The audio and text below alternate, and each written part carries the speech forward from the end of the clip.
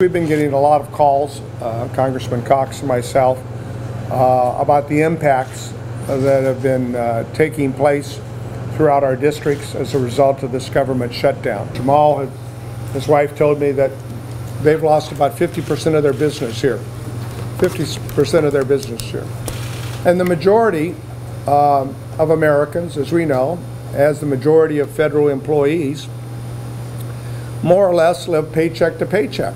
Right? The ripple effect is absolutely devastating to those who are being impacted.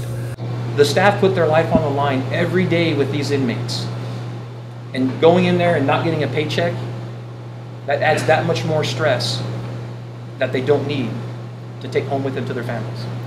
It's irresponsible to shut down government, period. We look like a third world country. No governments around the world shut their government down.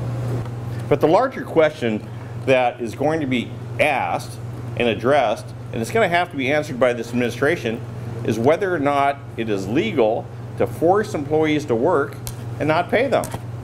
Jamal can't do that, right? Anybody that's making a sandwich, they expect to get paid, and they deserve to get paid. Let's be clear, this is not about border security. We're all willing to sit down with the president and figure out ways we have 700 miles of a wall or a fence or whatever, and we can reinforce that in places like San Ysidro and places like El Paso, where it makes sense. No one's debating that. We are both going back. We're supposed to be in the district, as I said, next week, but we're both going back to Washington. This is a Democratic Congress that's dedicated to reopening the government and getting our government and our Congress back to work for the people.